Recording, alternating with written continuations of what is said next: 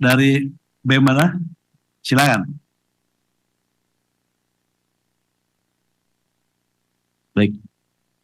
Assalamualaikum warahmatullahi wabarakatuh. Selamat sore rekan-rekan semua, rekan-rekan media dan yang terhormati, yang saya hormati, Bapak Dewan sekalian. Terima kasih atas kesempatan dan waktunya sudah mau menyediakan waktu untuk berdialog dengan kami bersama kita semua di tengah krisis dan permasalahan yang belakangan ini terjadi.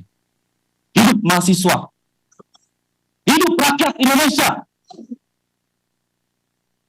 Saya Jim Colin, perwakilan dari keluarga besar mahasiswa Trisakti.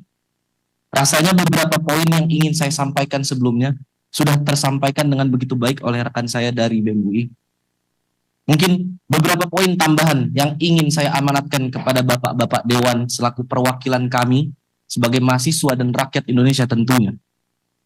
Jauh beberapa bulan, mungkin beberapa minggu, sebelum kejadian Afan Kurniawan yang begitu menyayat hati kami, terjadi pula seorang anak kecil mati, meninggal dunia di tengah krisis ekonomi yang dialami keluarganya. Mungkin rekan-rekan semua tahu, rekan-rekan media pun pasti tahu bagaimana proses kematian itu bisa keluar cacing dari, alat kelaminnya, dari hidungnya, dan ditemukan 1 kilogram cacing di dalam tubuhnya.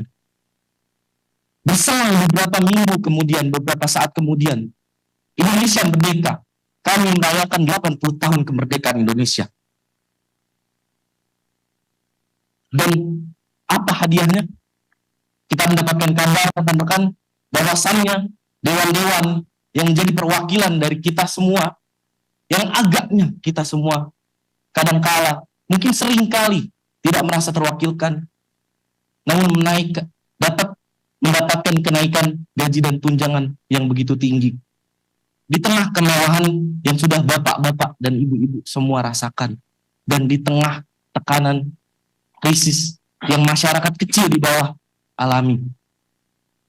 Pertama-tama menanggapi hal itu, saya menuntut untuk Bapak-Bapak Dewan dan pemerintah sekalian untuk segera mengesahkan rancangan undang-undang perampasan aset sekiranya dalam kurun waktu 30 hari.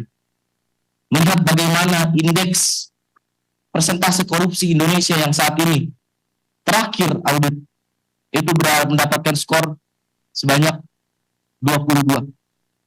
Yang mana dalam penilaian skor itu 0 artinya tingkat korupsi itu begitu parah, dan 100 artinya negara itu begitu bersih dari korupsi. Indonesia mendapatkan skor 22 di tengah standar internasional yaitu sebesar 43. Bahkan jika disandingkan dengan negara-negara tetangga, poin kita begitu buruk sekali, Pak. Oleh karena itu, saya menuntut Bapak-Bapak yang terhormat untuk dapat mewakilkan suara-suara kami, untuk dapat mempercepat rancangan undang-undang perampasan aset.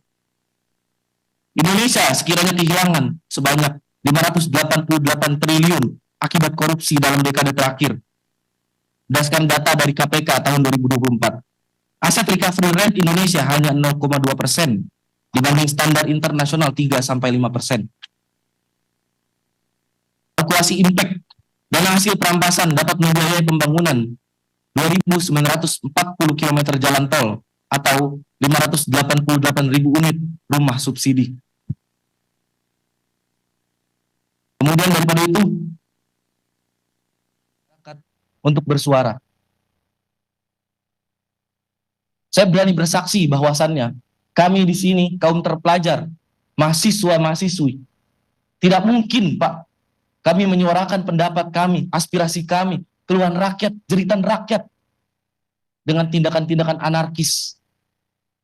Betul tadi kata saudara dari BEM UI, bahwasannya beberapa hari belakangan ini mungkin banyak sekali propaganda dari beberapa oknum-oknum provokator untuk mencederai nilai-nilai perjuangan yang kami perjuangkan ini.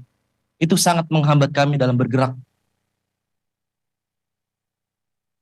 Selanjutnya, tuntutan untuk yang belakangan ini marak di sosial media. Saya kira bapak-bapak dan ibu-ibu semua tahu 17+8 tuntutan rakyat yang dilayangkan oleh masyarakat Indonesia yang sekiranya mungkin sudah tersebar lebih dari ratusan ribu.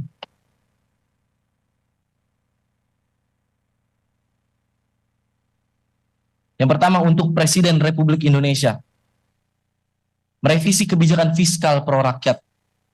Yang kedua, audit menyeluruh BUMN yang merugi. Yang ketiga, moratorium kenaikan tarif listrik, air, dan BBM.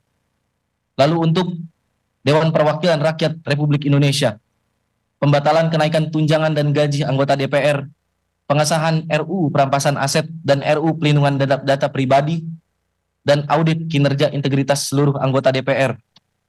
Berkaitan juga dengan hal yang tadi saya sampaikan sebelumnya. Jika kita bandingkan remunerasi anggota parlemen dari negara-negara tetangga dan Indonesia take home pay yang bapak-bapak sekalian dapatkan kurang lebih berkisar sebanyak 8.000 US dollar. Jika dibandingkan dengan rata-rata upah minimum rakyat, itu rasionya 40 banding 1, Pak. Dan berdasarkan produktivitas legislasi, hanya ada 12 undang-undang yang tercipta dalam setahun. Jika kita komparasi dengan negara-negara tetangga seperti Malaysia, Thailand, Singapura, dan Korea Selatan, Malaysia rasionya hanya 8 banding 1, Thailand 6 banding 1, Singapura 12 banding 1, Korea Selatan 4 banding 1. Bagaimana bisa negara berkembang yang rakyatnya begitu menderita ini, gaji DPR-nya 40 banding 1 rasionya? Saya rasa itu benar-benar harus digarisbawahi dan harus ditinjau ulang, Pak. Yang selanjutnya, berdasarkan latar belakang saya di sektor transportasi dan logistik, saya menuntut untuk modernisasi logistik. Sebanyak 828 terminal logistik modern,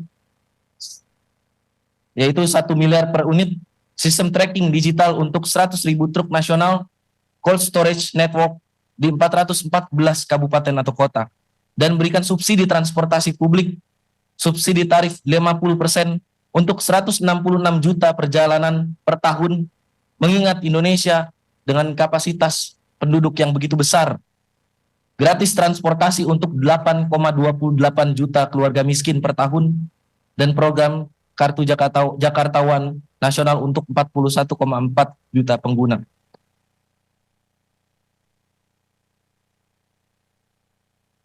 Mungkin sekiranya itu tuntutan yang ingin saya ajukan.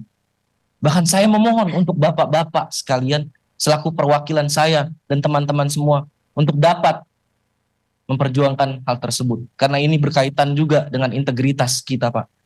Integritas bapak-bapak sekalian selaku Dewan Perwakilan Rakyat yang kami pilih sendiri dengan tangan kami ini. Indonesia 2045 mempunyai cita-cita Indonesia emas. Hal itu didasarkan oleh bonus demografi yang nantinya kita dapatkan di tahun tersebut.